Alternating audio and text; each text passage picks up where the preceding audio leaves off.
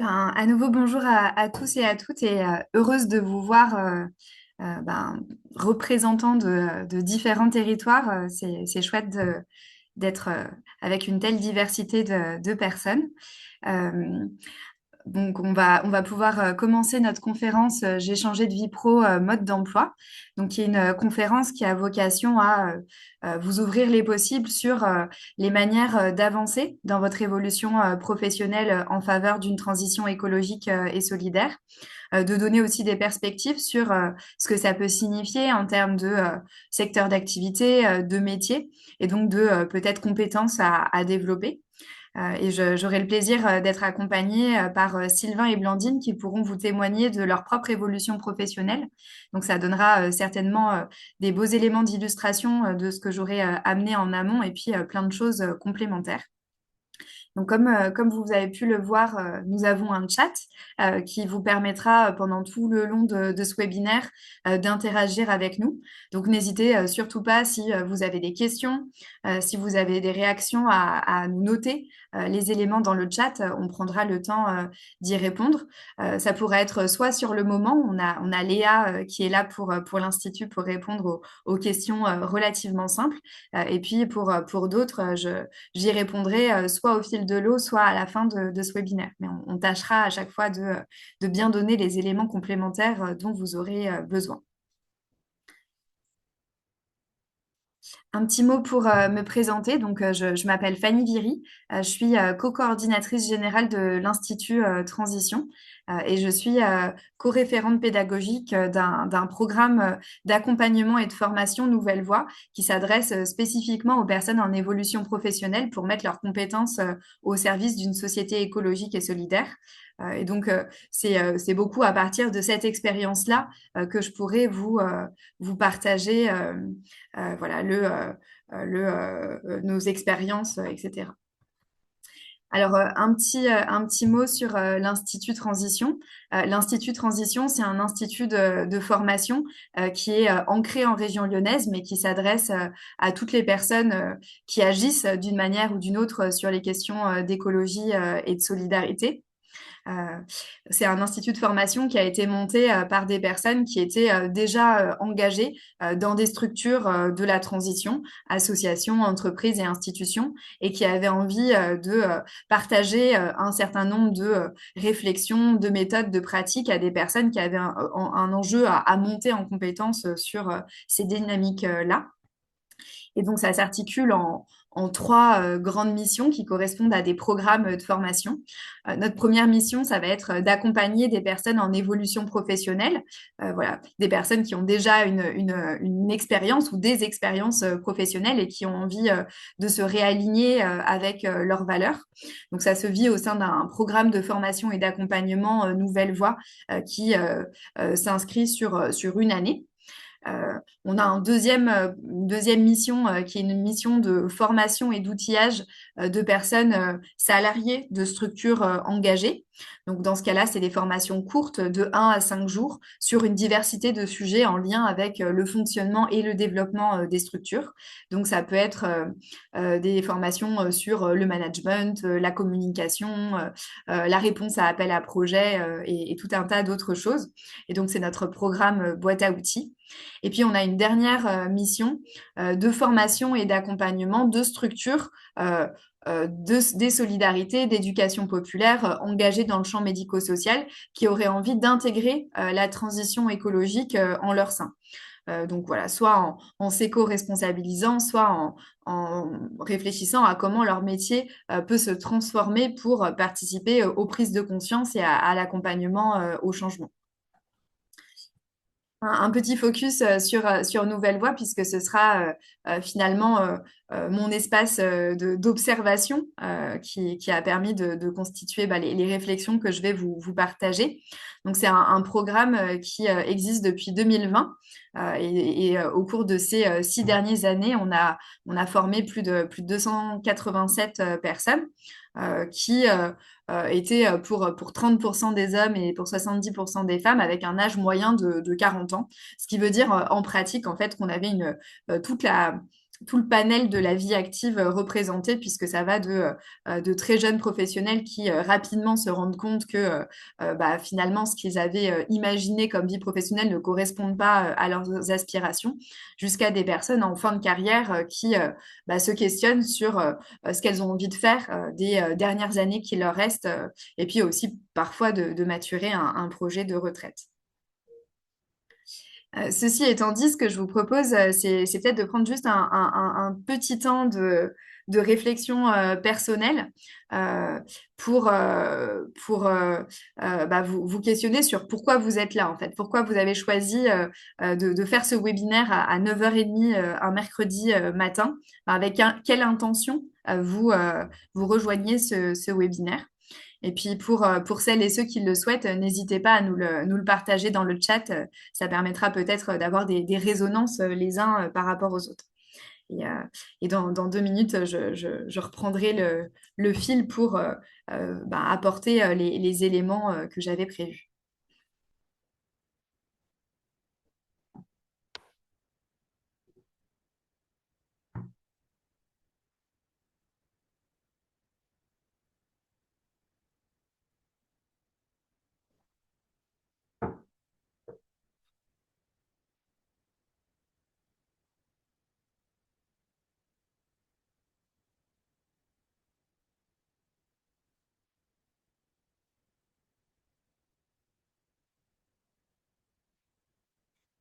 Donc, il y a une première intention autour des métiers, euh, de la curiosité, une envie de changer d'activité, de mode de vie.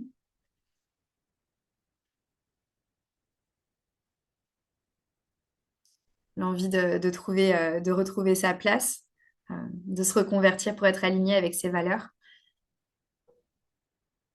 Merci beaucoup pour tous ces partages.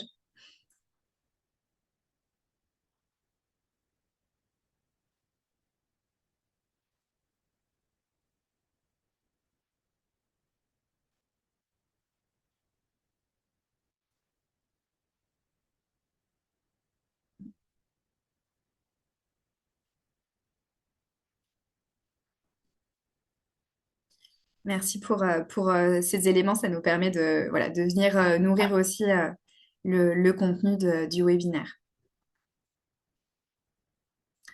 Alors, pour rentrer un petit peu dans le contenu, euh, mon premier point, c'était bah, qu'on puisse se questionner ensemble sur quels sont les profils des personnes qui aujourd'hui évoluent professionnellement au service de la transition. Euh, Nous, ce qui nous marque beaucoup avec ce qu'on a pu vivre et observer ces dernières années, c'est que finalement, les remises en question sur la vie professionnelle, sur la place que ça prend dans nos vies, sur ce qu'on y fait, c'est une remise en question qui traverse toutes les générations, contrairement à l'image qu'on peut en donner dans certains médias où ce seraient certaines générations qui seraient un peu inadaptées au monde du travail. Nous, ce qu'on perçoit, c'est que finalement, toutes les classes d'âge sont concernées, mais aussi une réelle diversité de métiers et de secteurs d'activité. Euh, Tous les ans, on a bien sûr des personnes ingénieurs issus des métiers de la communication, du commerce, du marketing, mais on peut avoir aussi des enseignants, des travailleurs sociaux, euh, des personnes qui ont fait de la traduction, qui ont été artistes. Enfin voilà, c'est vraiment tous les générations, tous les métiers, tous les secteurs d'activité, ce qui nous amène, nous, à penser que c'est plutôt un phénomène d'époque lié bah, aux enjeux, aux crises auxquelles on est confronté, qui amène les personnes à se questionner sur à quoi elles participent et à avoir une envie de se réaligner avec leurs valeurs et leurs sensibilités. Ceci étant dit, on a quand même deux types de profils qui sont particulièrement présents chez les personnes en évolution pro que l'on croise et peut-être que certaines se retrouveront dans l'un ou l'autre de ces profils. Le premier, c'est ce que nous, on appelle les parcours de non-choix. Donc, les parcours de non-choix, ce sont toutes les personnes qui ont fait un parcours d'études et ont ensuite eu des premières ou même de nombreuses expériences professionnelles sans avoir eu le sentiment de réellement choisir ce qu'elles faisaient. Donc, c'est des personnes qui parfois peuvent aussi avoir du mal à identifier qui elles sont, ce qu'elles auraient envie de vivre et comment ça pourrait s'incarner dans un projet professionnel, puisque elles ont plutôt suivi une voie relativement tracée pour elles, que ce soit par le système scolaire, par la famille, leur milieu social, et donc qui peuvent à un moment donné être percutées par des éléments de vie qui les amènent à se dire, OK, je ne sais pas pourquoi et comment j'en suis arrivée là. Donc ça peut être des prises de conscience écologiques, ça peut être aussi des accidents de vie. On voit aussi des personnes qui ont par exemple fait un burn-out et pour qui c'est un peu un élément déclencheur pour venir re-questionner tout le parcours de vie et le parcours professionnel. Et voilà. Et donc, il y a des, voilà, un espace pour des questionnements qui n'avaient pas eu lieu ou qui n'avaient pas pris une dimension trop prégnante jusque-là. Deuxième type de profil, ce sont des profils assez différents, donc des personnes qui, pour le coup, avaient plutôt fait un vrai choix de carrière pour des métiers passion, des métiers vocation, mais qui, elles aussi, peuvent être à un moment donné percutées par une perte de sens. Donc, je pense par exemple à des personnes qui sont dans le secteur du soin, dans l'éducation, dans le travail social, et qui, à un moment donné, peuvent ne pas retrouver dans leur vie professionnelle ce qu'elles y avaient projeté. Ça peut être soit parce que le contexte organisationnel ne leur permet pas de bien faire leur travail, enfin en tout cas à leurs yeux, soit parce que entre-temps, ces personnes-là ont eu aussi des prises de conscience sur les enjeux écologiques et donc une, euh, une envie de mettre plus de temps et d'énergie sur ces dimensions-là. Pour continuer sur l'exploration des profils, ce qu'on avait envie de vous partager, c'est finalement quelles sont les grandes motivations, les grands moteurs des personnes en évolution professionnelle, puisqu'il en faut quand même de la motivation pour créer une dynamique de départ d'un contexte professionnel qui, certes, n'était pas forcément satisfaisant, mais qui reste malgré tout confortable. Donc, première motivation, ce qu'on appelle nous la quête de sens. Donc, la quête de sens, c'est ce qui concerne les personnes qui vont évoluer professionnellement parce qu'elles sentent qu'il y a un écart entre leur vie professionnelle et les valeurs qui sont les leurs. Ce sont des personnes qui parfois ont fait changer plein de choses dans leur vie personnelle, leur manière de se déplacer, leur manière de consommer, qui ont parfois des engagements bénévoles assez importants, mais qui se disent, bon, bah, en fait, la brique qui reste dissonante dans mon parcours, c'est ma vie pro. Et donc, j'ai envie que ce soit un espace qui soit également un espace d'alignement. Deuxième quête, la quête d'utilité. Donc là, c'est des personnes qui vont se questionner sur pourquoi elles se lèvent le matin, en fait, à quoi elles servent, à quoi elles contribuent. Donc là, la motivation, ça va être vraiment de trouver une structure dans laquelle elles sentiront qu'elles contribuent individuellement et collectivement à quelque chose de positif, en tout cas qui leur tient à cœur et pour lequel elles se sentent fières.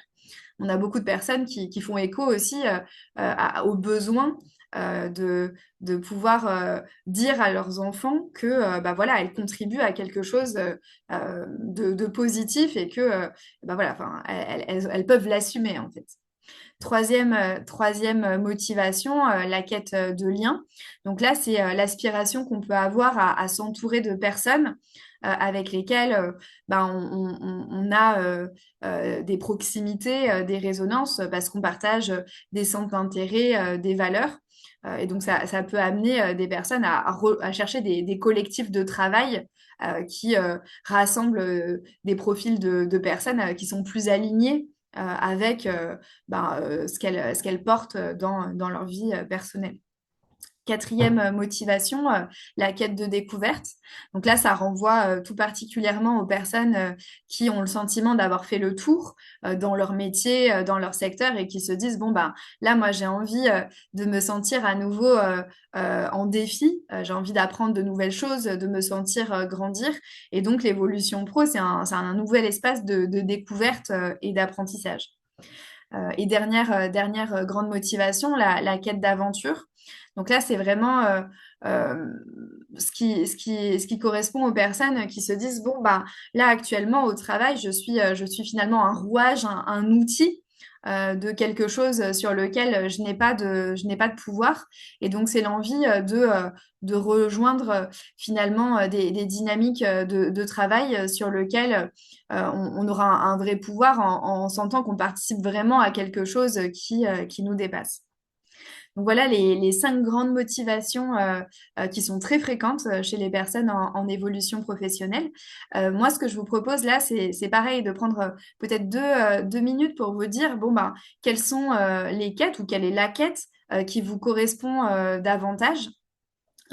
Et pour celles et ceux qui le souhaitent, n'hésitez pas à les noter dans le chat. J'ai vu que certaines personnes avaient déjà commencé à le faire.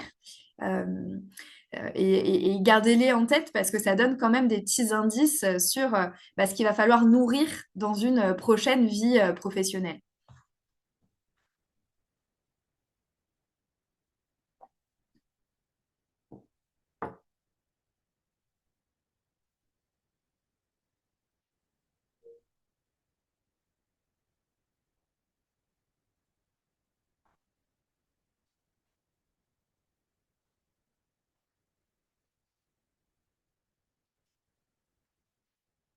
Alors maintenant, l'idée, c'était de vous partager un certain nombre d'éléments pour ben, vous ouvrir les possibles sur comment il est possible d'avancer dans son évolution professionnelle.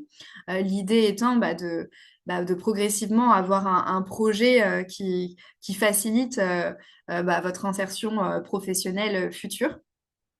Donc le premier point qui nous semble assez important, c'est de réussir progressivement à définir ce qu'on appelle son horizon. C'est-à-dire quand on évolue professionnellement, on sait d'où on part. On sait ce qu'on quitte, mais il va falloir savoir vers où on a envie d'aller.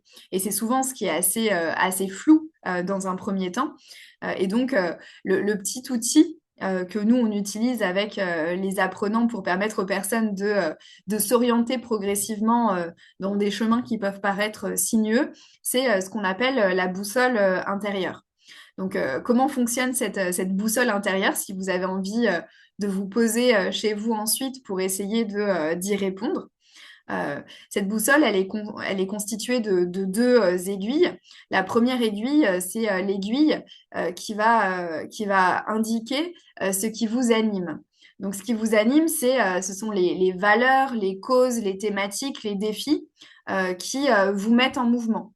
Donc, j'insiste vraiment sur la notion d'animer. À l'Institut, on distingue être intéressé par quelque chose.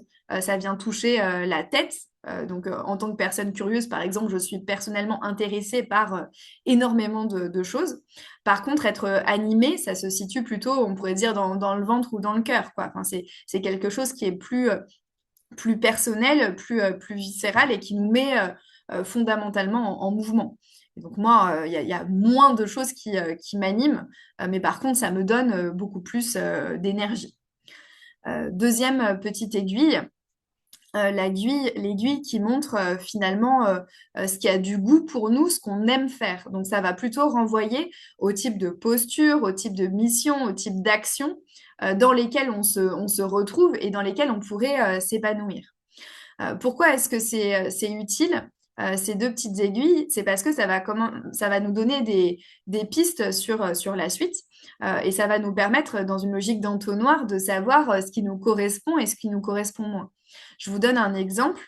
Si mon aiguille de ce qui m'anime renvoie à la préservation des ressources, voilà, je suis scandalisée par le gaspillage, par l'exploitation des ressources naturelles et j'aimerais aller vers une société plus sobre. Voilà, ça me donne un premier élément.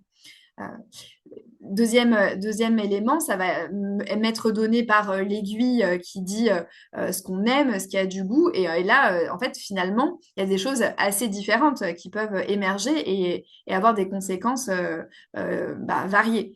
Première option, j'aime beaucoup les dimensions techniques et c'est quelque chose que j'ai envie de continuer à nourrir dans ma vie professionnelle future, et ben peut-être ça va m'orienter plutôt vers des métiers qui ont vocation à développer ou faire vivre des filières de réemploi. Là où par contre, si je suis plutôt animée par le lien, par la transmission, par la sensibilisation, bah, ça peut m'orienter davantage vers des postes associatifs dans des associations qui ont vocation à provoquer les prises de conscience, accompagner l'évolution des pratiques, des modes de vie. Voilà, on a un même centre d'intérêt, d'animation, mais on va avoir des manières différentes qui nous correspondent d'agir dessus. Et c'est bien l'articulation entre ces deux dimensions qui va donner progressivement un projet professionnel. Donc voilà, cette petite boussole, elle peut être vraiment utile et n'hésitez pas à la travailler et à la re-questionner régulièrement pour savoir si vous allez vers le bon horizon, la bonne destination. Deuxième piste, manière d'avancer dans son évolution professionnelle, ça va être vraiment de s'autoriser à parler de son envie de changement. Ça n'a l'air de rien, mais c'est vraiment quelque chose d'important.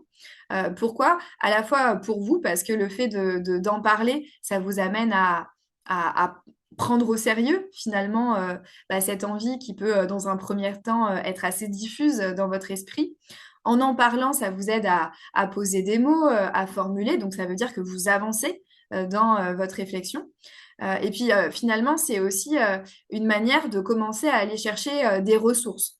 Donc les ressources, ça peut être des conseils, ça peut être des mises en relation, ça peut être simplement du soutien émotionnel. Et toutes ces ressources-là, bah, elles viennent vraiment nourrir un processus d'évolution professionnelle. Un petit conseil, malgré tout, ça peut être de vous dire, bon, bah, je ne vais pas forcément en parler aux proches qui sont a priori les plus hermétiques à mon envie de changement.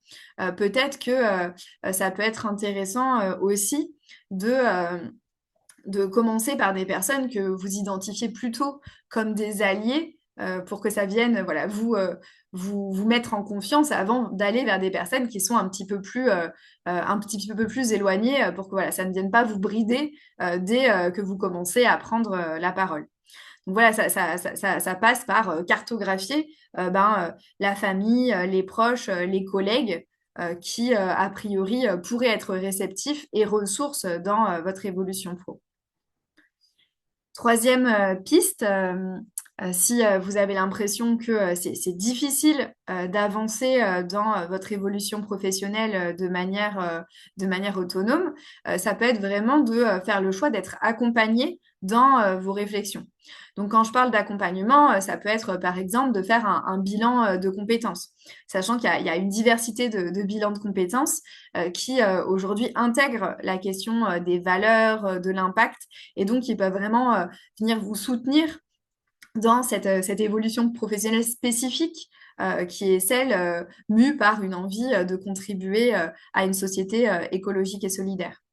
Euh, et petit tips, parfois, ça peut être particulièrement fertile de trouver des bilans de compétences s'il y en a près de chez vous qui articulent des temps en individuel et en collectif, puisque ça permet de venir travailler de différentes manières. Et nous, on voit en tout cas que c'est particulièrement efficace chez les personnes qu'on suit.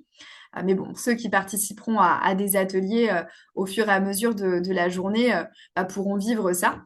Et je rejoins tout à fait ce que dit Lauriane. Le coaching est un bel outil. D'ailleurs, la plupart des bilans de compétences mobilisent des pratiques de coaching pour vous aider à formuler d'où vous venez, ce que vous avez envie de faire et de travailler aussi sur un certain nombre de croyances qui peuvent être limitantes pour réussir à avancer.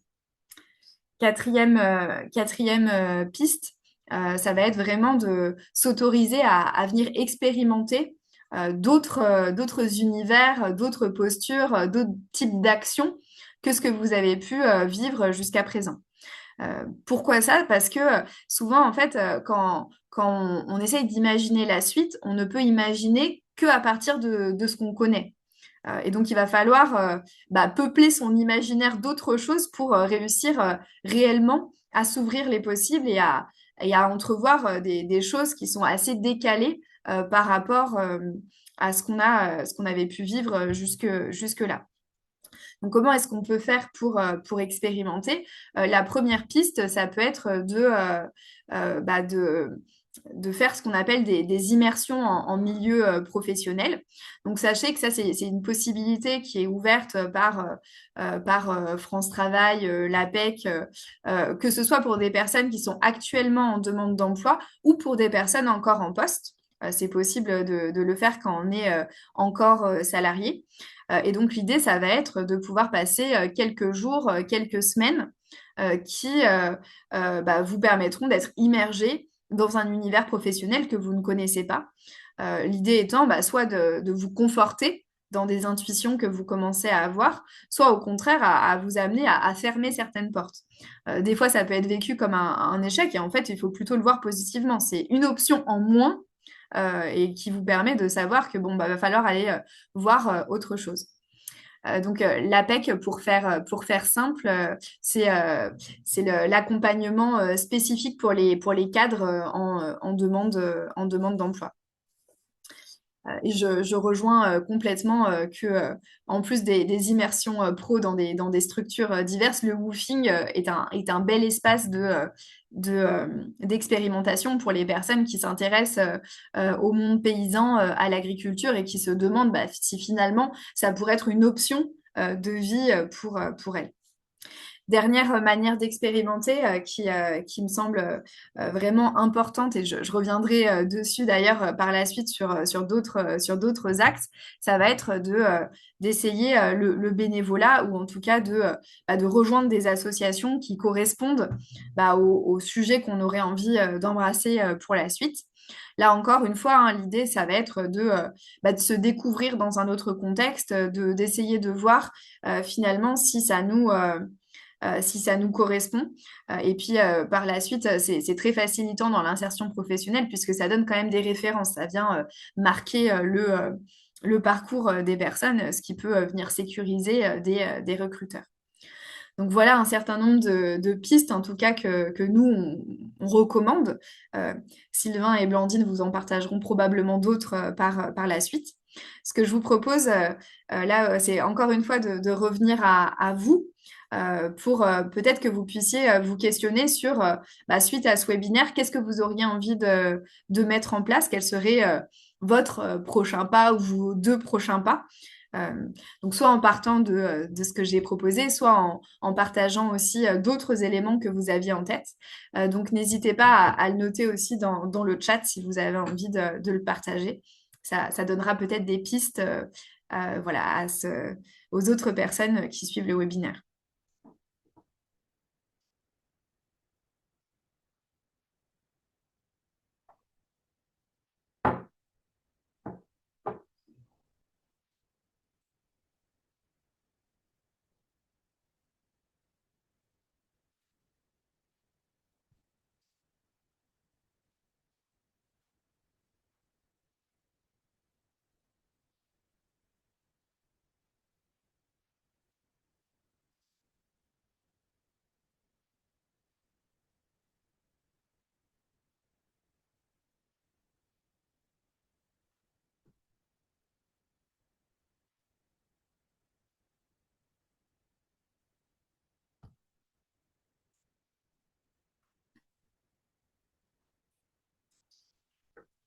Maintenant qu'on a abordé ce qu'on peut mettre en œuvre pour avancer dans son évolution professionnelle, l'idée, c'est de partager un certain nombre d'éléments sur ce que ça signifie de travailler dans le monde de la transition.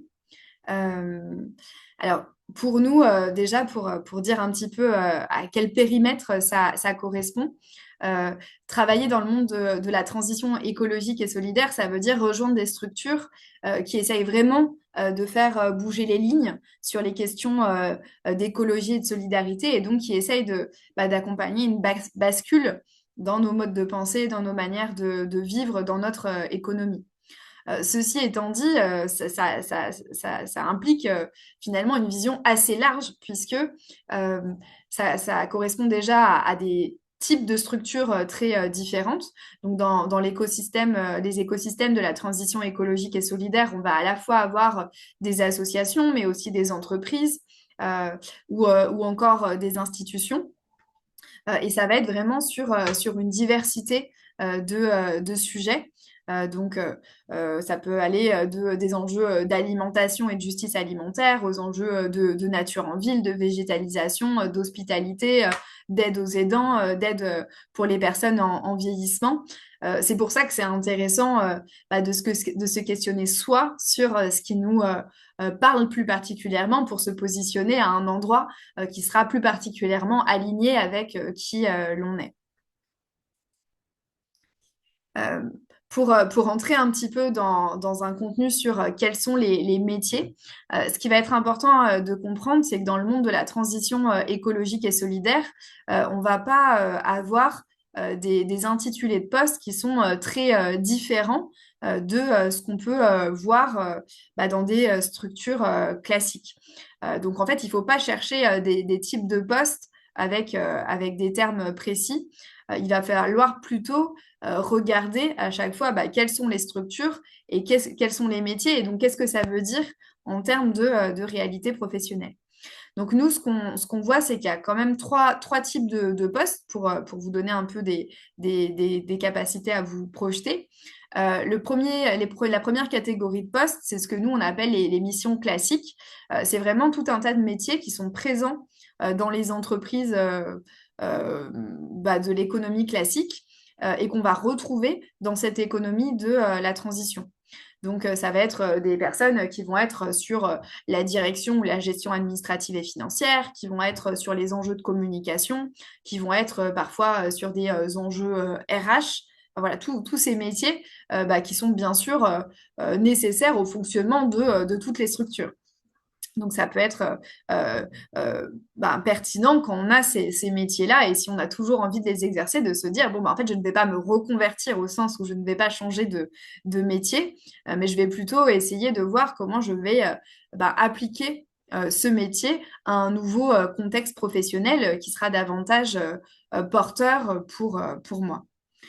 Euh, petite précision là-dessus, c'est que parfois, il peut y avoir quand même un assez grand décalage entre la manière qu'on a eu de vivre son métier dans un contexte précis et comment on pourrait le vivre dans une structure engagée. Enfin, je vous donne un exemple. Nous, on a pas mal de personnes qui ont fait Nouvelle Voie, qui travaillaient dans la com, soit dans des grandes entreprises, soit dans des agences de com, et qui finalement étaient pour la plupart beaucoup sur les éléments de stratégie de communication et étaient assez peu dans l'opérationnel dur de faire la rédaction des posts, de poster sur les réseaux sociaux. Et donc, elles ont été un peu étonnées en arrivant dans des structures de la transition de se rendre compte qu'elles allaient toujours être potentiellement sur la strate de communication, mais qu'elles allaient aussi devoir elles-mêmes opérationnaliser derrière. Et donc ça, c'est vraiment lié, je dirais, à la taille, au stade de développement des structures qui n'ont pas toute une équipe sur la communication, mais bien une personne qui va devoir être relativement polyvalente dans son champ métier. Voilà, ça c'est quelque chose à avoir en tête pour savoir si c'est quelque chose qui nous correspond. Si on a parfois des compétences plus techniques à redévelopper si jamais c'était pas ce qu'on avait tellement fait jusque-là. Deuxième type de poste, c'est ce qu'on appelle les fonctions couteau suisse et ça fait un petit peu écho à ce que partageaient certaines personnes dans le chat sur le côté mouton à cinq pattes. En fait, les fonctions de couteau suisse, c'est des postes, on va dire, de coordination, de gestion de projet, où les structures vont rechercher des profils qui vont pouvoir embrasser finalement différents types de missions à la fois. Donc, ça peut être vraiment développer des actions, mais faire un petit peu de com et peut-être faire un petit peu de RH et peut-être un petit peu d'autres choses. Ça s'explique encore une fois par deux choses. Toujours cette question du stade de développement qui font que on n'a pas des équipes très grosses et donc ça veut dire une moins grande fonctionnalisation des personnes. Et ça peut être aussi lié plutôt, on va dire, à un positionnement politique de certaines structures qui est de ne pas fonctionnaliser à outrance les personnes, mais de leur permettre d'être sur différents champs pour s'approprier plus largement le projet et les actions de la structure. Voilà, donc ça c'est pour les métiers couteau suisse. Donc ne cherchez pas un métier couteau suisse, mais c'est plutôt voilà, des fonctions de coordination. Dernier type de métier, ça va être des métiers qui sont assez spécifiques, mais qui existent dans l'économie classique, mais qui vont être vécus de manière vraiment particulière dans le monde de la transition. Donc, tout à l'heure, on parlait de l'agriculture. Donc, ça peut être de décider de devenir maraîcher, maraîchère en agriculture biologique. Ça peut être des personnes qui vont devenir épiciers, épicières dans des épiceries bio, locales, zéro déchet et qui, en plus de leur activité de vente, essayent d'être dans une logique d'accompagnement de l'évolution des pratiques des personnes. Ça peut être des personnes qui vont travailler dans les espaces verts, mais en essayant de voir comment les espaces verts peuvent devenir des vrais refuges de biodiversité. Donc voilà, c'est des métiers plus techniques, plus terrain et qui parfois nécessitent des expériences ou des formations spécifiques pour permettre aux personnes de les vivre pleinement.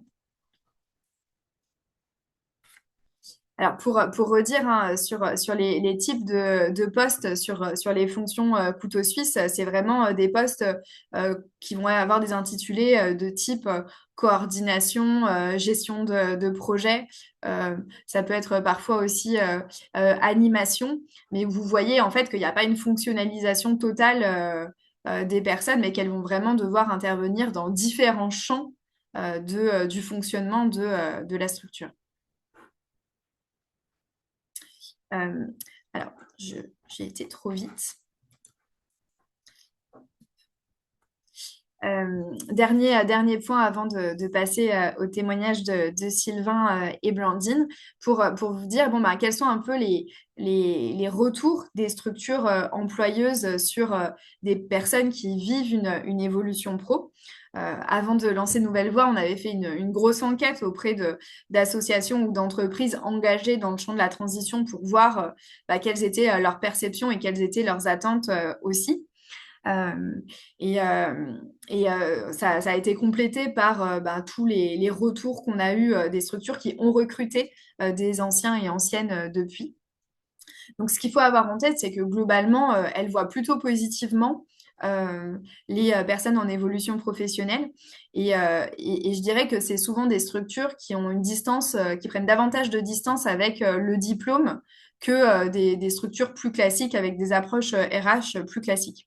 Donc, ce que je veux dire par là, c'est que les structures de la transition ne recherchent pas forcément un diplôme particulier. Elles vont plutôt essayer d'identifier des profils de personnes qui vont réussir à s'insérer au sein de la structure et qui vont apporter une énergie et des compétences qui vont permettre à la structure de pouvoir mener à bien ses actions. Ceci étant dit, il y a un peu trois dimensions qu'elle qui sont importantes de nourrir pour venir les sécuriser et leur dire que voilà, notre profil est particulièrement pertinent. La première dimension, c'est que elles vont essayer de s'assurer que les personnes ont vraiment creusé les enjeux écologiques et solidaires sur lesquels elles sont mobilisées pour que ce soit finalement des personnes qui viennent aussi avec des connaissances et une vision des enjeux. Donc, c'est pas seulement être sensible, c'est aussi avoir creusé des choses de manière à ne pas arriver de manière trop naïve sur les sujets et pouvoir vraiment réfléchir et nourrir la stratégie de la structure. Et puis la deuxième dimension qui est assez importante, c'est est-ce que finalement les personnes, elles se sont acculturées à la culture des organisations qu'elles vont rejoindre. Donc typiquement, si j'ai été toujours dans un grand groupe et que j'ai envie de rejoindre une association relativement petite ou taille intermédiaire, c'est quand même un gros gap en termes d'organisation, de culture. Donc en fait, ce que va chercher à savoir la structure, c'est est-ce que en fait on va réussir à trouver notre place, est-ce qu'on va s'épanouir dans la structure. Et donc si les personnes ont fréquenté ces structures, ont déjà vécu un certain nombre de choses, que ce soit dans des immersions, dans du bénévolat, dans d'autres types d'expériences et qu'elles ont en capacité de dire ce qu'elles en ont compris, bah, ça vient quand même rassurer les recruteurs. En fait, leur idée, c'est vraiment d'essayer de limiter ce que certains appellent le syndrome de la tour Eiffel. Vous savez, c'est quand les touristes viennent de très très loin pour voir la tour Eiffel. Ils ont pris l'avion, ils ont mis beaucoup d'argent et ils arrivent devant la tour Eiffel et ils se disent, ah bah en fait, elle est toute petite. Ça valait pas forcément le coup de faire tous ces efforts. Bah là, c'est un peu la même chose dans l'évolution pro, c'est-à-dire que si les personnes prennent des risques, euh, euh, sautent un certain nombre de pas, arrivent dans des structures sans avoir trop maturé et se disent ah mais en fait les associations c'est pas aussi bien que ce que j'avais imaginé ou le SS c'est pas aussi autant des gens gentils que ce que j'imaginais, bah là en fait c'est une fabrique à déception pour tout le monde. Donc c'est important d'avoir testé, d'avoir maturé pour être sûr de nous quand on arrive et venir rassurer aussi les structures là-dessus. Deuxième grand point, pour les personnes qui se projetteraient dans des fonctions plutôt de couteau suisse, d'identifier finalement quels sont les attendus de moutons à cinq pattes et d'essayer de voir comment est-ce qu'on peut essayer d'y prétendre. Donc ça passe à la fois par rechercher, se poser sur les compétences qu'on a développées professionnellement ou dans le champ extra-professionnel, hein, ça peut être dans le bénévolat, pour essayer de les traduire et de voir si elles seraient transposables dans ce nouveau contexte.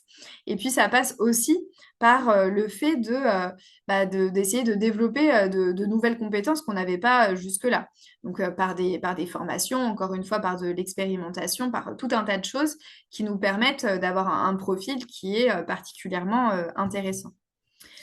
Et dernier point qui me permet de revenir encore une fois à cette question du bénévolat, c'est vraiment d'insister sur le fait que les recruteurs vont chercher des profils qui ont un parcours d'engagement aussi, notamment sur leur sujet, mais pas que, parce que ça vient dire quelque chose quand même de la dynamique des personnes, de leurs valeurs, de ce qu'elles ont mis en œuvre pour les vivre. Et donc, quand on cherche à rejoindre des associations ou des entreprises sur certains sujets et qu'on n'a rien dans le parcours qui donne à voir qu'on s'est mis en mouvement dessus, ça peut manquer. Donc ne sous-estimez pas ça, ça vient quand même donner une coloration à un profil et ça peut être quelque chose d'assez important. Et donc, on va pouvoir passer aux témoignages qui permettront de voir en pratique comment tout ça peut se vivre dans le parcours de certaines personnes. Pour vous dire un petit peu comment ça va fonctionner, je vais poser plusieurs questions à Sylvain et Blandine et ils répondront chacun en rebondissant l'un sur l'autre. Et donc peut-être pour vous situer, Sylvain et Blandine sont en train d'évoluer professionnellement, donc ils ne sont pas encore tout à fait au bout, mais c'est intéressant d'avoir des personnes qui sont dans cette dynamique parce que voilà, souvent ça fait particulièrement écho à ce qu'on peut vivre quand on se questionne sur la suite. Donc merci à tous les deux d'être là. Donc, première question que j'avais envie de vous poser, c'est est-ce que vous pouvez vous présenter en nous partageant quelques éléments de parcours et en nous disant comment a émergé l'envie de changer, d'évoluer professionnellement? Oui. Qui d'abord? C'est vrai on n'avait pas acté ça. Je me lance. Allez, vas-y, Allez, Blandine. vas-y. Merci. Alors, bonjour à toutes et tous. Je m'appelle donc Blandine, j'ai 47 ans. Euh, et moi, je relève plutôt du profil métier passion. C'est-à-dire que là, pendant 20 ans, j'ai travaillé dans le milieu associatif, artistique et culturel. J'avais choisi ce domaine parce que j'ai été et je reste convaincue que l'art et la culture peuvent contribuer au meilleur être de chacune et chacun. Donc voilà, j'ai travaillé essentiellement en association et j'ai déjà eu beaucoup des métiers couteau suisse. Je suis originaire de Lyon, mais j'ai vécu et travaillé 10 ans en Bretagne. Donc un coucou spécial à tous ceux qui nous suivent depuis la Bretagne aujourd'hui. Je suis de retour à Lyon depuis 13 ans. Et donc oui, les deux principales assos dans lesquelles j'ai travaillé, mêlaient art contemporain et patrimoine. Et mes fonctions étaient à la fois, j'ai eu un poste qui se nommait administratrice, mais au sens salarié du terme. Ensuite adjointe au directeur, donc des métiers de coordination, de gestion, management.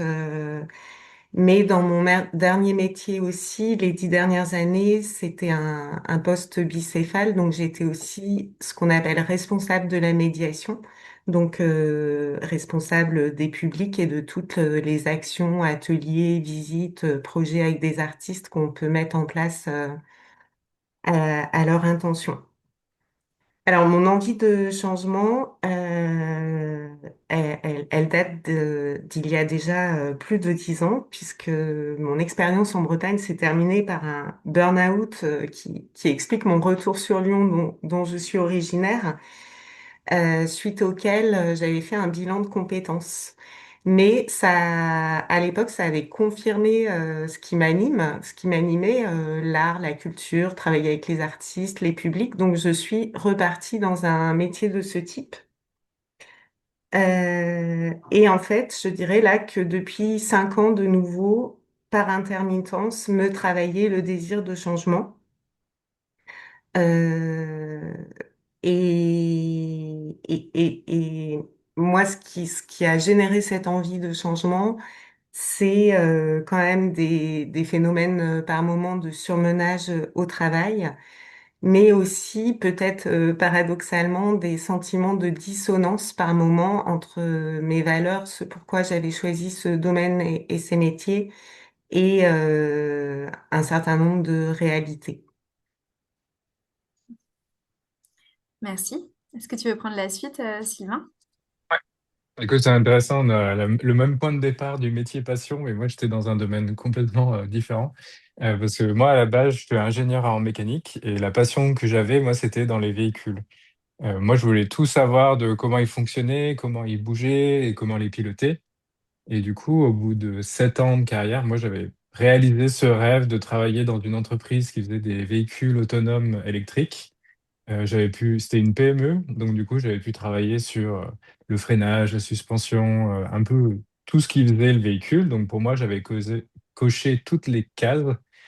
Et en fait, j'ai commencé à avoir des doutes parce que je me suis rendu compte que la voiture, ça posait beaucoup de problèmes dans la société. Et du coup, je voulais peut-être plus travailler dedans. Et donc du coup, donc c'est pas ce moment-là où je suis arrivé à l'institut parce que j'ai récidivé. J'ai essayé d'aller plus loin. Je suis allé chez un fabricant de camions pour travailler dans les aides à la conduite. Donc là, je me suis dit, bah, c'est bon, je vais travailler sur de la sécurité routière. Donc, je vais être utile à la société. Et en fait, j'avais toujours des doutes. Ça a continué, ça a empiré. Et en fait, à la fin, moi, j'ai perdu toute motivation dans mon travail.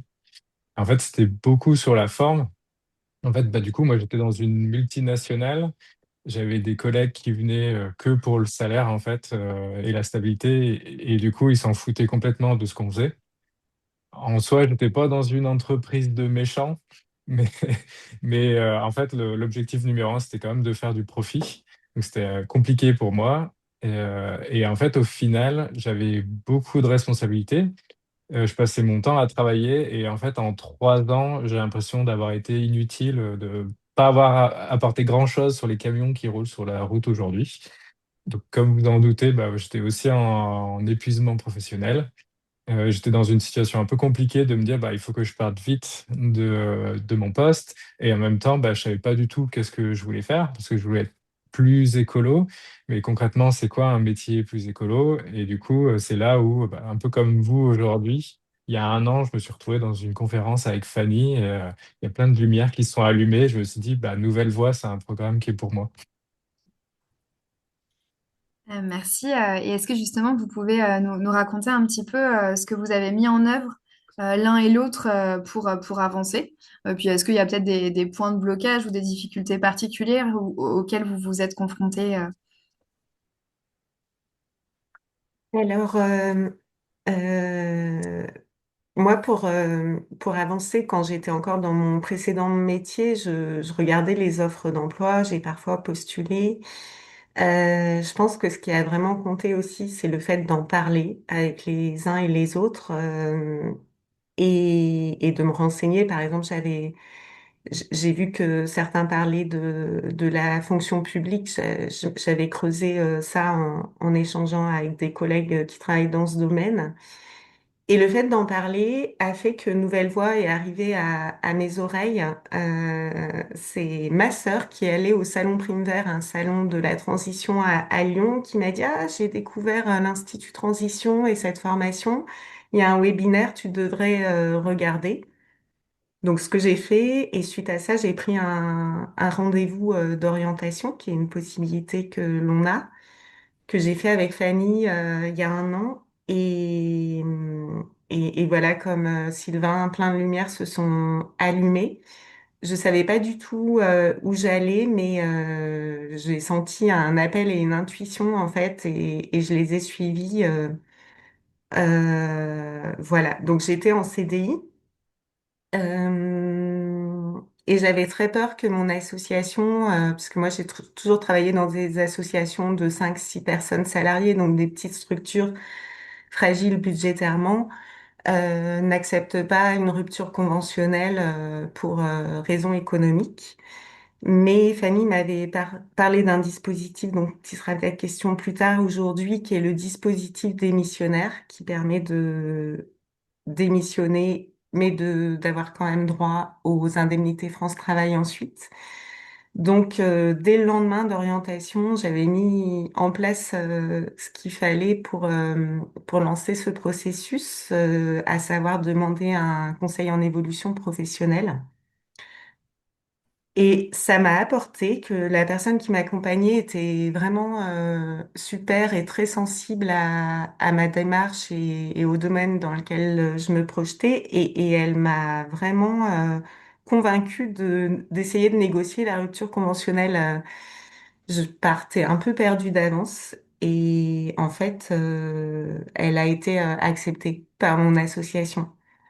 Mais tout le dossier que j'ai construit pour le dispositif démissionnaire a été un premier pas pour réfléchir. Ça m'a permis de faire des enquêtes métiers, donc de commencer à explorer. Déjà, voilà pour ce que j'ai mis en place pour avancer. Tu veux Du rebondir, coup, Sylvain? moi, je vais essayer d'être assez concret et pas faire trop de pub pour l'Institut, du coup. Moi, il y a trois choses en fait qui m'ont aidé à avancer. La première, c'était de m'informer. Je vais redire beaucoup de choses que Fanny a dit, hein, donc désolé de la répétition. Moi, le premier truc qui m'a beaucoup aidé, c'était vraiment de m'informer parce que du coup, je voulais aller dans l'écologie. Je faisais beaucoup d'éco-gestes, mais concrètement, je voyais pas du tout qu'est-ce que ça voulait dire travailler dans l'écologie. Et il y a plein de domaines aussi comme ça que j'ai pu découvrir. Je peux découvrir aussi bah, par exemple, travailler dans le solidaire, c'est tout aussi important que de faire de l'écologie, par exemple. Donc ça, à l'Institut, moi, nous, on a beaucoup, dans la formation, on a eu beaucoup de cours qui nous aident là-dessus. Mais moi, c'est passé par beaucoup d'autres choses, par des podcasts, par des livres. Et très concrètement, moi, un truc que j'ai découvert, c'est avant, j'allais à la Fnac pour acheter des livres et maintenant, je vais en librairie indépendante parce qu'en fait, il y a beaucoup plus de choix, par exemple, sur l'écologie, beaucoup plus de conseils. Et en fait, quand j'allais à la Fnac, ça me parlait que d'éco-gestes et ça me parlait pas beaucoup. Donc voilà, moi, c'était le premier point, c'était vraiment de prendre de la connaissance, de voir qu'est-ce qui nous intéresse. Le deuxième point, pour moi, c'était d'agir. Donc ça a été concrètement de rencontrer des gens qui travaillaient dans les métiers de l'écologie. Ça a été aussi faire des immersions dans ces métiers. Donc, Fanny a pas mal parlé, par exemple, d'aller en association. Nous, avec l'Institut, on peut faire des missions. Donc, concrètement, enfin, là où moi, ça m'a beaucoup apporté, par exemple, en ce moment, je fais une mission dans une association qui veut mettre en place un réseau d'échange de graines pour valoriser la biodiversité. Et bah, c'est simple, en 11 ans de travailler dans la voiture, le mot biodiversité, on le connaissait pas, quoi. Donc, du coup, c'est hyper utile pour bah, découvrir des environnements et puis voir bah, ce qui nous plaît, ce qui nous plaît pas et un peu de s'y confronter. Et après, là, et dernier point qui, là, par contre, est assez spécifique à Nouvelle Voie. En fait, Nouvelle Voie, du coup, c'est 1 an de formation où on peut bah, enfin, passer du temps sur sa reconversion professionnelle. Et moi, ce qui m'a beaucoup aidé là-dedans, c'était d'avoir un cadre, en fait. Moi, ça me faisait peur de changer. Et l'avantage de cette formation-là, c'est que ça prend vraiment 1 année où on se pose, on réfléchit à ce qu'on veut faire, on peut bah, s'informer et agir, comme je disais. Et c'est un peu comme une bulle de transition où on enlève un peu le stress et on prend le temps de comprendre un peu le monde autour de soi et de comprendre, de se comprendre mieux soi-même. Est-ce que Blandine, tu voulais compléter sur ce que tu as trouvé au sein de Nouvelle Voix aussi? Oui, volontiers. Je voudrais dire que j'ai d'abord trouvé une grande ouverture. En fait, il y a du coup une diversité de profils. Et j'avais peur, avant de faire cette formation, de pas être assez avancée dans la transition écologique et solidaire. Mais en fait, on vient tous comme on est, si je peux me permettre cette expression. Et en fait, on va tous cheminer singulièrement au milieu d'un partage commun à partir de là où on en est et de ce qu'on va découvrir qu'on souhaite faire. Euh, j'ai trouvé de la bienveillance dont j'avais grand besoin, mais qui n'est pas dépourvue d'exigence et de sérieux. Donc, c'est vraiment très constructif et nourrissant. Ce que m'apporte aussi cette année de formation et ce temps long que soulignait Sylvain, bah, c'est des communautés, des réseaux, de vraiment découvrir de près des écosystèmes et même de s'y immerger. Et c'est vrai que qu'on développe par la communauté d'apprenants et d'apprenantes des liens qui sont fertiles, soutenants. En plus de tout ce que nous propose l'Institut Transition, entre nous, on se partage énormément de choses. On pourrait passer notre temps en conférences, expériences. Voilà. Et après, je tiens à souligner, moi, ce qui m'apporte le plus dans les... Parce qu'en fait, cette formation a une grande richesse parce qu'elle a plein de dispositifs et formats différents. Bah, c'est l'accompagnement personnel, puisqu'on est accompagné 1 fois par mois, à la fois pour un projet de mémoire et à la fois pour réfléchir et être soutenu dans notre parcours professionnel. Ça fait partie des choses qui m'avaient séduite pour cette formation et qui vraiment soutiennent parce que c'est pas que facile de faire une année comme ça, de pas savoir, d'avoir quitté un CDI et de pas savoir quand est-ce qu'on retravaillera et où. Donc voilà, il y a des points soutenants comme ça. Et puis oui, je rejoins Sylvain sur ce qui est appelé les missions. En fait, on n'est pas que dans de la théorie ou de l'observation, mais on a cette possibilité d'expérimenter, de mettre la main à la pâte en effectuant des missions pour des professionnels. Donc moi, pour l'instant, j'en ai effectué une pour les petites cantines. Je ne sais pas si vous connaissez, qui sont des restaurants participatifs. Les convives font la cuisine et à prix libre, donc avec l'idée que tout le monde puisse venir au restaurant et qu'une mixité de rencontres puisse se rencontrer. Et pour cette petite cantine à Villefranche qui allait ouvrir, avec 3 autres collègues, on était en charge de la communication avant ouverture. Et moi, plus spécifiquement, avec un autre collègue, du renouvellement de leur site internet. J'entre dans les détails comme ça parce que je pense que ça peut, voilà, vous donner une idée, mais parmi des dizaines d'autres de ce qu'on peut faire dans ce domaine. Et donc, s'occuper d'un site internet, je l'avais fait dans mon centre d'art précédent. Donc, j'ai pu m'appuyer sur quelque chose de connu, mais dans un autre domaine. Et puis, il s'agissait d'aller plus loin aussi dans cette compétence.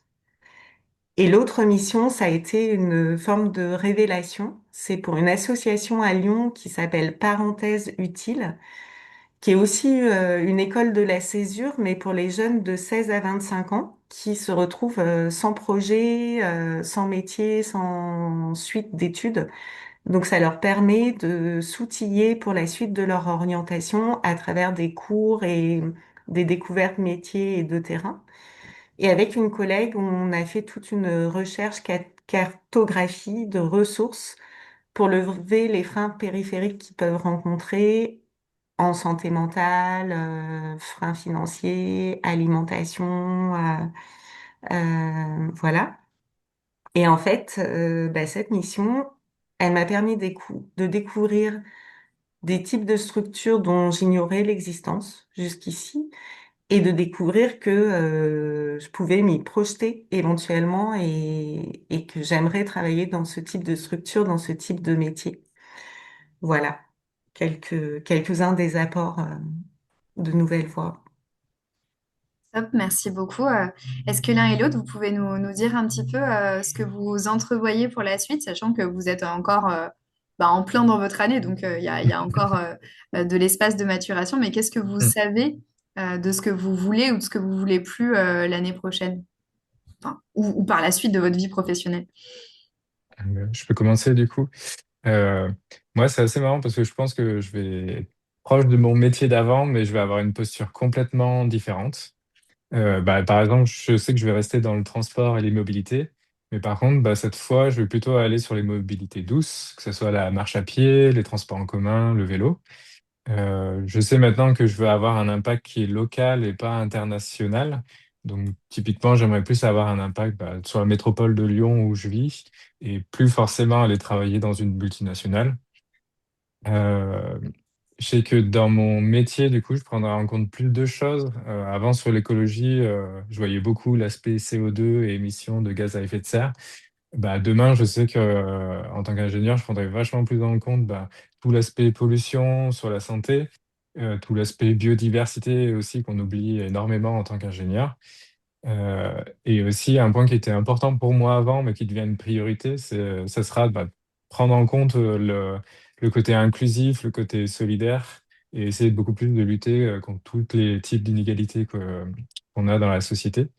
Donc, du coup, c'est une posture qui sera vachement différente de ce que j'avais avant, en fait, et je serai beaucoup plus militant d'une certaine manière.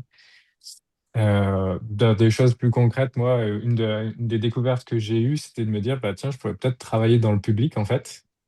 Parce que, en fait, pour moi, travailler dans le public, c'était pour les maires et les agents techniques. Et en fait, je me rends compte que dans le public, il y a quasiment tous les mêmes métiers que dans le privé. Donc, c'est une porte possible.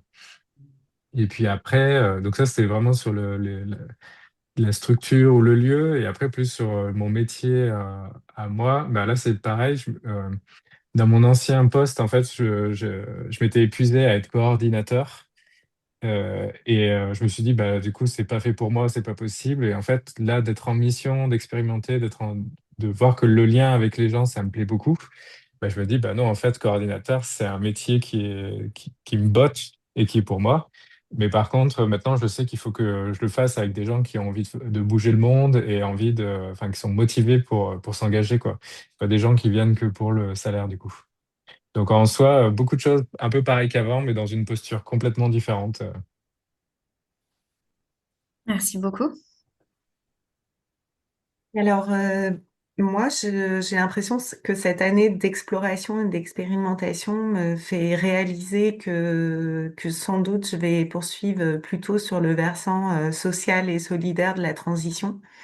Et ça me fait découvrir, réaliser ou confirmer que j'ai vraiment une appétence pour l'accompagnement et ou la formation et ou la sensibilisation des personnes. Donc voilà, c'est pas rien de d'avoir pu conscientiser ça grâce à ce chemin.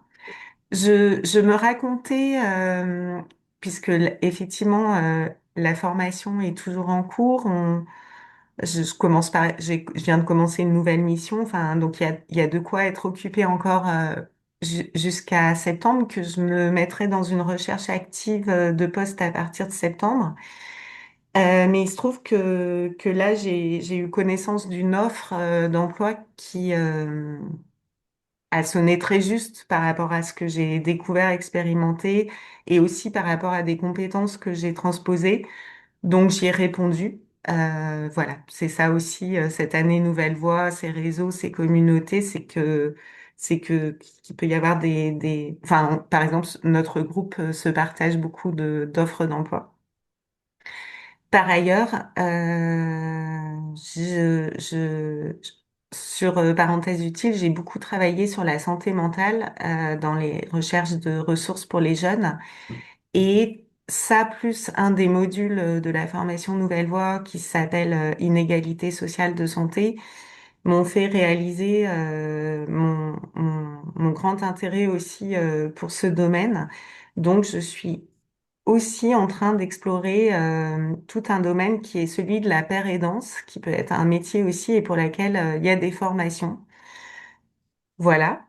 Et concernant ce que j'ai envie de vivre ou de ne plus vivre, j'ai vraiment envie de vivre du changement. C'est-à-dire qu'il y a un an, je me disais, bon, bah, je fais cette formation et peut-être que je retravaillerai dans la culture, mais avec ces outils pour faire évoluer le monde de la culture. Et puis, parce que de partout, on nous demande de plus en plus une attention à la transition. Mais là, je crois que je préférerais vraiment être immergée dans des structures de la transition écologique et solidaire et ou du changement par le type de structure. Bon, donc il y a de fortes chances que je me retrouve en association, mais soit par le nombre de personnes dans l'association, soit expérimenter les scopes des formes de structures qu'on découvre dans le programme de la formation. Et puis une très grande envie de plus d'horizontalité dans les équipes que ce que j'ai connu jusqu'à maintenant. Et ce que je ne souhaite vraiment plus vivre, c'est les sentiments de dissonance. Voilà, je crois que c'est la principale chose. Et donc j'y veillerai. Comme Sylvain, je me fais quelques deals avec moi-même auxquels je tâcherai de veiller fermement. Est-ce que tu peux nous dire ce que c'est que la pérédance? Une Oui. petite question. Alors la pérédance, c'est donc dans la santé, qu'elle soit somatique ou santé mentale, c'est l'idée que on peut avoir un savoir qui est lié à l'expérience et non pas académique, donc ce qu'on appelle le savoir expérientiel, et qu'à ce titre, on peut aussi accompagner des personnes qui en ont besoin. Bon, la forme de pérédance la plus largement connue, c'est les alcooliques anonymes.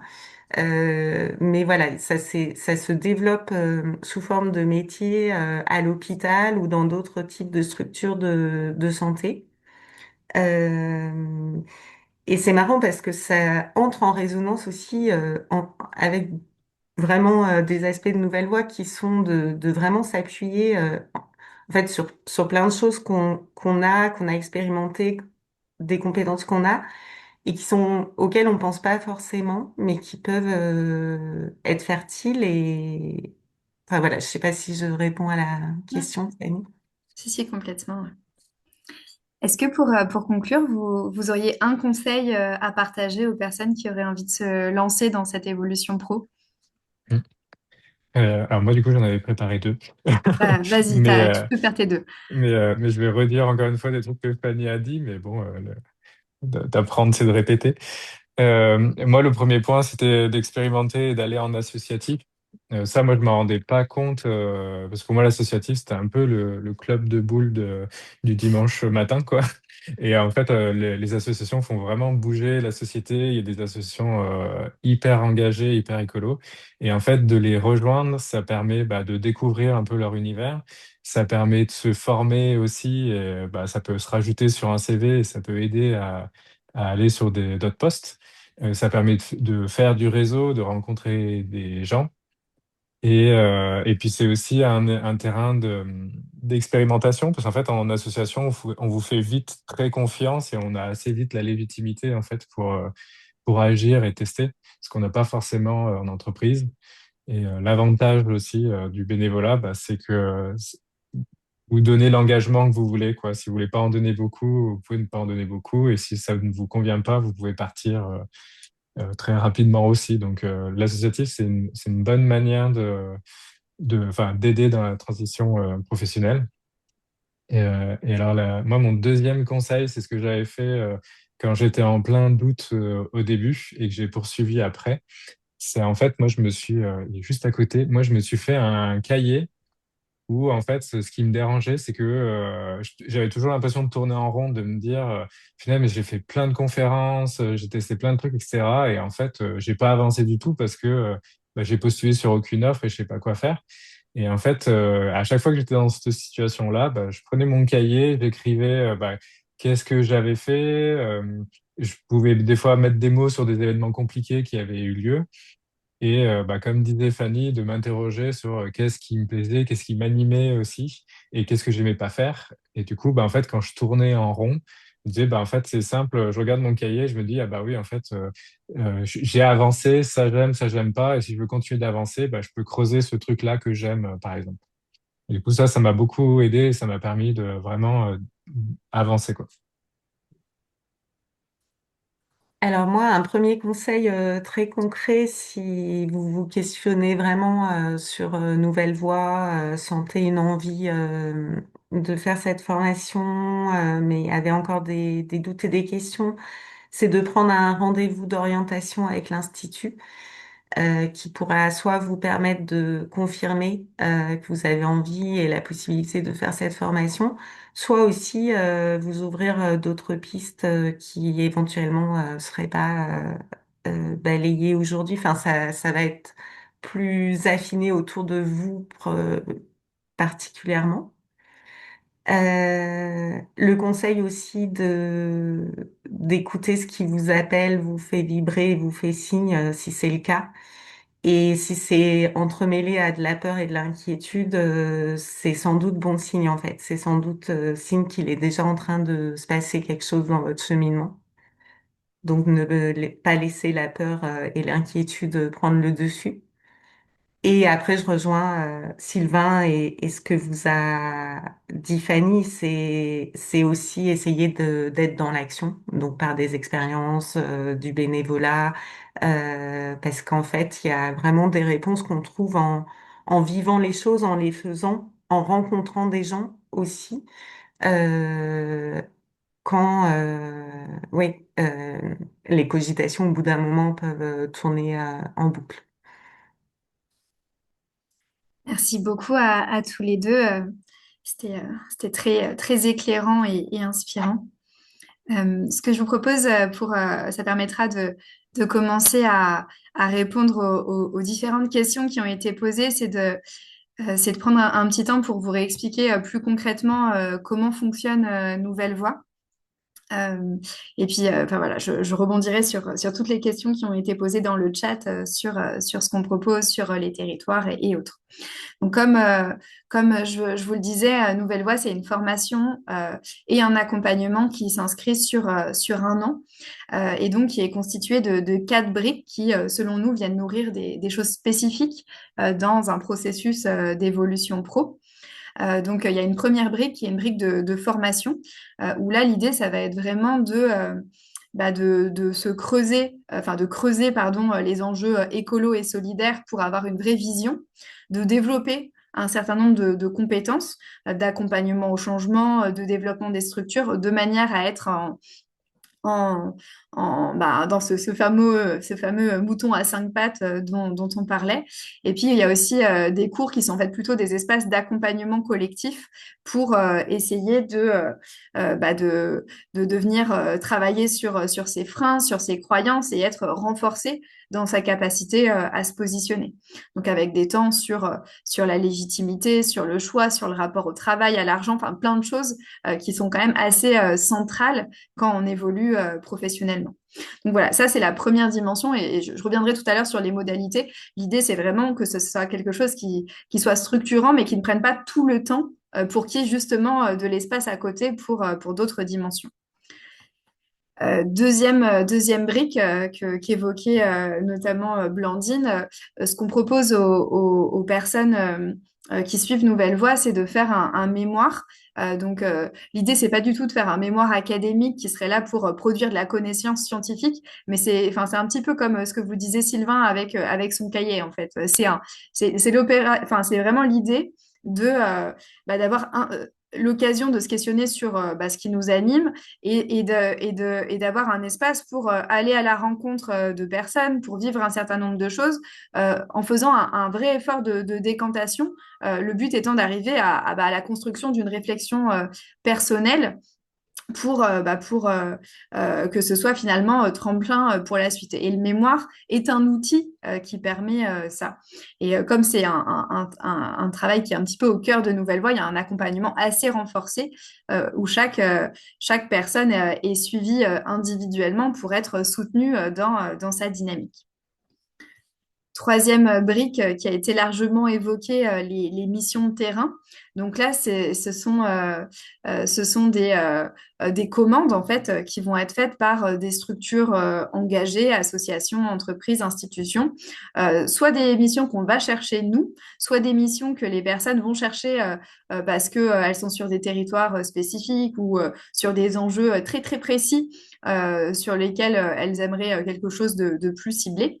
Et donc l'idée, voilà, c'est que les apprenants, pendant 2 à 3 mois, 1 ou 2 jours par semaine, puissent travailler pour ce commanditaire. Donc ça peut être sur de la mesure d'impact, des événements, du plaidoyer. Enfin, voilà, il y a une diversité de choses qui sont possibles. Le but étant de se découvrir dans d'autres cadres, d'avoir aussi des références qui seront utiles pour l'insertion pro ensuite, et puis voilà, simplement de se sentir aussi utile et en mouvement tout au long de l'année. Dernière dimension de la formation, c'est cette notion de communauté. Vous avez été beaucoup à le partager dans le chat. C'est pas évident d'évoluer professionnellement quand on se sent isolé. Donc là, l'idée, c'est vraiment voilà, d'être avec d'autres personnes qui partagent une même réflexion, une même dynamique et qui peuvent être soutien les uns les autres. Puis bon, il y a tout le réseau d'alumni aussi qui peut être ressource pour des personnes qui voudraient des contacts, des facilités dans les écosystèmes de la transition. Alors après, pour vous donner des éléments sur les modalités, donc il y a 2 modalités pour suivre Nouvelle Voie. Une première modalité qui est en physique, donc c'est ce que vivent cette année Sylvain et Blandine. Pour les personnes qui suivent Nouvelle Voie en physique, en fait, on a 2 groupes. Il y a un premier groupe qui a cours les lundis et mardis de fin septembre à avril. Et donc, le reste du temps, si les personnes ne sont pas en poste, sert à faire le mémoire des missions. Donc, il y a un peu 2 parties quand même dans l'année, la partie avec cours, la partie sans cours, où on va intensifier la mission, les missions, le mémoire. Et puis, ce qu'on lance à la rentrée, c'est un format en hybride qui serait pour le coup lissé sur toute l'année, avec des cours sur toute l'année, puisque l'idée, c'est que les personnes aient cours en visio les mardis soirs, donc de 18h à 21h. Et 5 semaines de regroupement à Lyon avec les cours un petit peu en condensé. Donc une semaine en septembre, une en octobre, une en janvier, une en mars et en juin. Vous retrouvez les dates sur notre site internet. Voilà. Pour répondre aux questions, donc tous les ans, on a des personnes qui travaillent en plus de la formation, simplement qui finalement peuvent s'organiser en fait pour que ce soit possible. Donc on a des personnes qui vont être à temps partiel pour faire la formation. Il y en a qui mobilisent des comptes épargne-temps, qui posent des congés sans solde. Enfin voilà, il y a une diversité de possibilités. C'est sûr que ça fait une année qui est plus chargée que pour ceux qui sont full nouvelle voie, mais on aide les personnes aussi à dimensionner ce qu'elles vont faire dans leur mémoire, dans, dans, dans leur mission pour que ce soit soutenable pour elles. Pour les personnes indépendantes, on en a également tous les ans. Et donc, c'est vrai qu'on a pas mal de personnes en fait enfin, indépendantes qui gardent une activité indépendante pendant la formation. Donc, par exemple, qui vont continuer à être freelance 2 jours par semaine. Et donc, finalement, les missions, elles les font plutôt sur la seconde partie de l'année quand il y a plus cours, de manière à lisser un petit peu davantage les choses. Enfin, c'est quand même beaucoup comme ça qu'elles font si elles ne réussissent pas voilà, à avoir d'autres choses. Il y en a qui bénéficient aussi de solidarité familiale. Après, les contextes de chacun sont assez variables. Donc pour redire, en effet, on n'est pas éligible au CPF parce qu'il faudrait qu'on forme à un métier particulier, là où nous, il y a vraiment cette idée d'une ouverture, en fait, et d'un accompagnement à construire progressivement son projet professionnel. Et donc, c'est une formation qualifiante, avec une attestation de formation qui est remise à la fin de la formation. Euh, Peut-être pour vous partager les derniers éléments que j'avais en tête. Euh, ah oui, non, pardon. Dernière question sur les territoires auxquels je n'ai pas répondu. En fait, tous les ans, on a des personnes qui viennent finalement de territoires assez différents. On a bien sûr un hub de personnes qui sont en région lyonnaise, mais là, cette année, on a pas mal de personnes qui viennent de Savoie, de Haute-Savoie, de Drôme, de Bretagne. Et l'idée, c'est que ce soit quelque chose qui s'accroisse avec la dimension en hybride. Et donc, l'idée pour nous, c'est à chaque fois d'aider les personnes à cartographier sur leur territoire quelles sont les dynamiques qui existent, ou quelles dynamiques elles pourraient générer pour construire des missions ou des cadres d'implication sur leur territoire, puisque l'idée, c'est bien qu'elles puissent s'insérer dedans par la suite. Donc, en tout cas, c'est quelque chose qui est quand même très présent déjà dans nos quotidiens. Euh, et donc pour vous donner encore d'autres pistes pour avancer, au sein de l'Institut, on a travaillé sur un espace qui s'appelle l'espace évolution, qui est sur notre site avec plein d'actus, de ressources, d'articles pour vous aider à avancer. Donc voilà, si vous avez encore envie d'avoir une matière complémentaire suite à ce webinaire, n'hésitez surtout pas à y aller. Et puis, on a aussi une newsletter mensuelle qui s'appelle Évolution. On vous partage ces contenus tous les mois. Donc, n'hésitez pas, n'hésitez pas.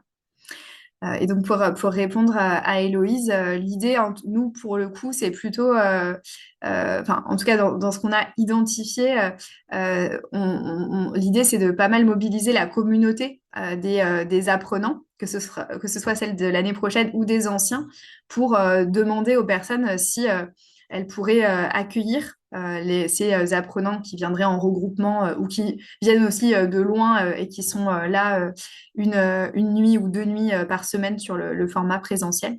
Et en général, c'est quelque chose qui fonctionne quand même assez bien. Enfin, on a plein de personnes qui ont des chambres inoccupées, des canapés, etc. Donc la communauté apprécie beaucoup ça, ce qui permet aussi d'avoir des espaces d'échange complémentaires. Puis bon, après, c'est tout à fait aussi OK de ne pas avoir envie de ça et on pourra complètement échanger sur des lieux qu'on sait engager, il n'y a pas de souci. En tout cas, on essayait plutôt d'avoir une solution gratuite d'hébergement pour les personnes. Voilà. Euh, et donc, pour finir, n'hésitez pas, on a des journées portes ouvertes qui auront lieu en présentiel ou en distanciel en juin. Donc, c'est aussi une manière de rencontrer plein d'autres apprenants et de personnes de l'équipe pour échanger sur vos parcours d'évolution pro. Donc, on sera ravis de vous rencontrer. J'espère qu'on a répondu un petit peu aux questions au fur et à mesure. N'hésitez pas à m'interpeller si ça n'est pas le cas, parce il y en avait beaucoup. Donc peut-être que je suis passée au travers de certaines d'entre elles.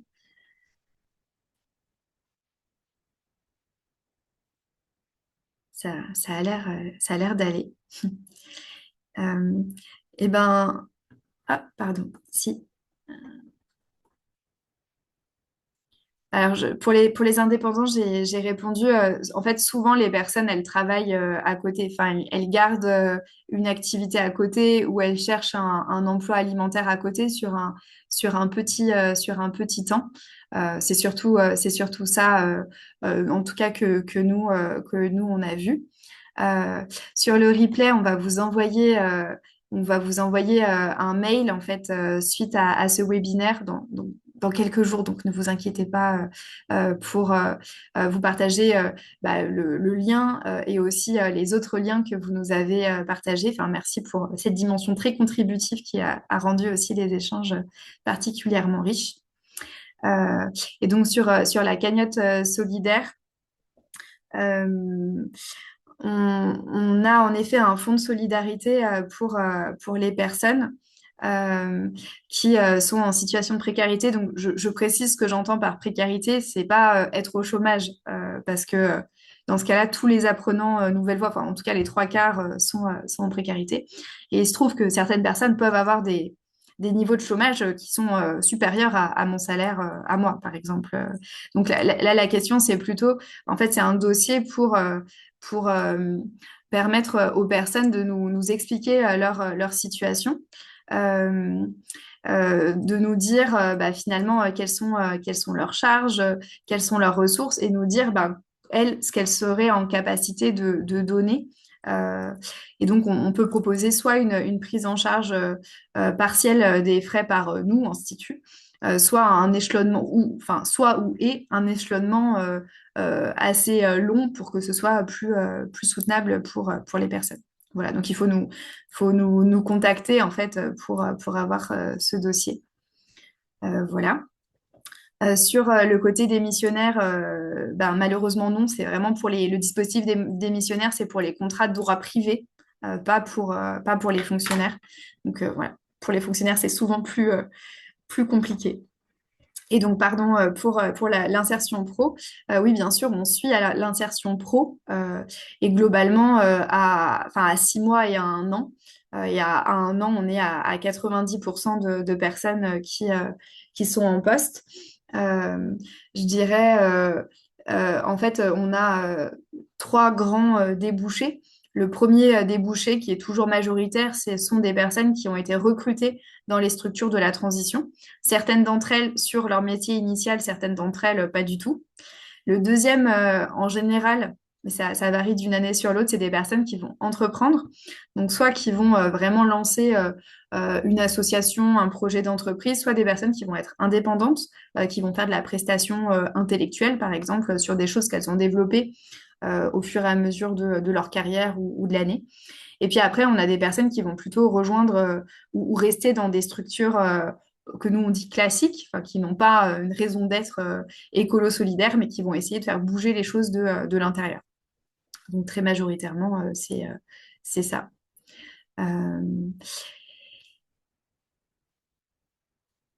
Euh, je ne connais pas le POEI, donc je ne pourrais pas vous dire.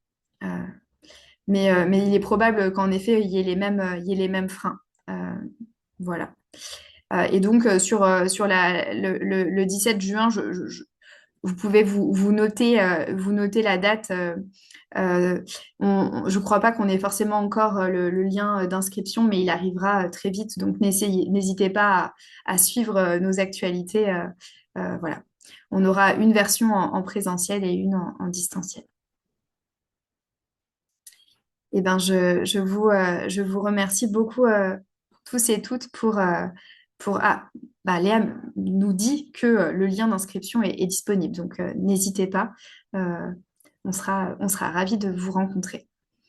Et merci encore Sylvain et Blandine pour vos témoignages et puis on vous souhaite une bonne journée et peut-être de bons ateliers et conférences s'il y en a qui voilà, ont l'occasion de nous suivre tout au long de la journée. À bientôt!